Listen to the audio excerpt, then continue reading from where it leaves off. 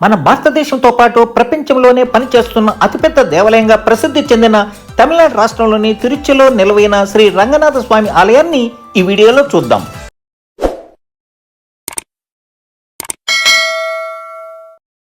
తిరుచిరాపల్లి ప్రస్తుత పేరు Trichy railway station నుండి 9-10 కిలోమీటర్ల దూరంలోనే శ్రీ రంగనాథ స్వామి ఆలయం ఉంటుంది. ఆలయం ఎదురుగా కనపడే ఈ గోపురం ఆసియా దేశంలోని అతి ఎత్తైనటువంటి గోపురాల్లో ఒకటిగా ప్రసిద్ధి చెందింది. ఈ ఆలయంలోని విష్ణువు శయన రూపమైన శ్రీ రంగనాథుడికి అంకితం చేయబడిన శ్రీ వైష్ణవులకు ఇది ఒక ముఖ్యమైన ప్రదేశంగా ప్రసిద్ధి చెందింది. ఈ ఆలయం కావేరి మరియు కొల్లిడం నదులచే చుట్టుముట్టబడిన ఒక ద్వీపంలో నిర్మించబడింది. 150 ఎకరాల విస్తీర్ణంలో ఈ ఆలయం నిర్మించబడడం విశేషంగా చెప్పవచ్చు. శ్రీ మహావిష్ణువుకు అంకితం చేయబడిన 108 దివ్య దేశాలలో మొదటిది మరియు అన్నిటికంటే ముఖ్యమైనదిగా ఈ ఆలయాన్ని పరిగణించబడుతుంది. శ్రీరంగం పురాణం ప్రకారంగా బ్రహ్మదేవుడు లోతైన ధ్యాన స్థితిలో శ్రీ రంగనాథ్ విగ్రహాన్ని స్వీకరించారని పురాణాలు చెబుతున్నాయి.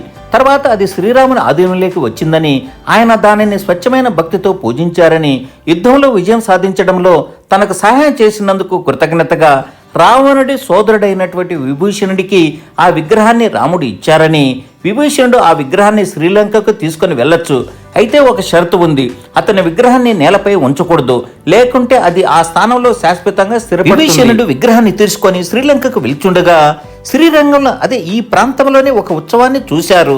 ఇచ్చిన సలహాను పట్టించుకోకుండా విగ్రహాన్ని కావేరీ నదిని ఒడ్డున ఉంచారని చెబుతారు.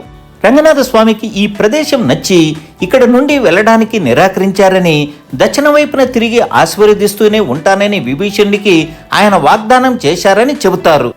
నేటికి శ్రీ మహావిష్ణువు విగ్రహము దక్షిణ వైపున తిరిగి ఉంటుంది. పురాణాల ప్రకారం ఈ ఆలయాన్ని మొదట నిర్మించింది చోళ రాజవంశానికి చెందిన ధర్మవర్మ.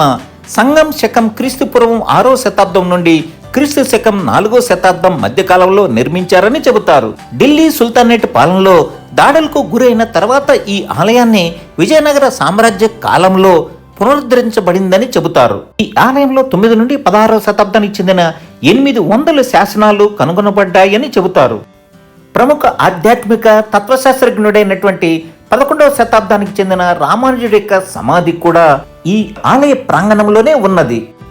ఈ ఆలయంలో 50కి పైగా మందిరాలు, రంగురంగులు మరియు అందంగా అలంకరించబడిన 21 గోపురాలు ఉండడం ప్రత్యేకంగా చెప్పవచ్చు. ఈ ఆలయంలో విష్ణువు ఆదిశేషుడు లేదా చుట్టబడిన సర్పంపై పడుకొని ఉన్నట్లుగా కనిపిస్తుంది. ఈ ఆలయంలో ఎక్కడ చూసిన ఎత్తైన రాతి స్తంభాలు వందల సంఖ్యలో కనపడతాయి. వాటికి అదనంగా విజయనగర సామ్రాజ్య కాలంలో 1000 స్తంభాలు గల ఈ హాలును నిర్మించారని చెబుతారు. ఈ ఆలయంలో ప్రధాన ఉత్సవం డిసెంబర్ లేదా జనవరిలో వచ్చే వైకుంఠ ఏకాదశి సమయంలో జరుగుతుంది. 21 రోజుల పాటు పాటలు, నృత్యాలు, నాటక ప్రదర్శనలు, కవితా పఠనం తదితర వేడుకలు చాలా వైభవంగా జరుగుతాయి. వైకుంఠ ఏకాదశి ఉత్సవాల్లో పాల్గొనడానికి సుమారు 10 లక్షలకు పైగా భక్తులు సందర్శిస్తూ ఉంటారు. ఇతర ముఖ్యమైన పండుగల్లో జ్యేష్ఠాభిషేకం, బ్రహ్మోత్సవం మరియు వార్షిక రథోత్సవం. ఈ ఉత్సవాలతో పాటు ఈ ఆలయంలో అడుగడుగునా కనపడే అద్భుతమైన నిర్మాణ శైలి అబ్బురపరుస్తుంది. ప్రారంభ మరియు మధ్యయుగ ద్రావిడ నిర్మాణ శైలితో నిర్మించబడిన అద్భుతమైన ఈ శ్రీరంగనాథ ఆలయం అందంతో సందర్శకులను మంత్రముగ్ధులను చేస్తూ ఉంటుంది. అద్భుతమైన నిర్మాణ శైలితో అబ్బురపరిచే ఈ ఆలయం 2017లో యునెస్కో హెరిటేజ్ సైట్ కోసం నామినేట్ చేయబడింది మరియు యునెస్కో వారిచే Asia Pacific award for cultural heritage అవార్డును పొందింది.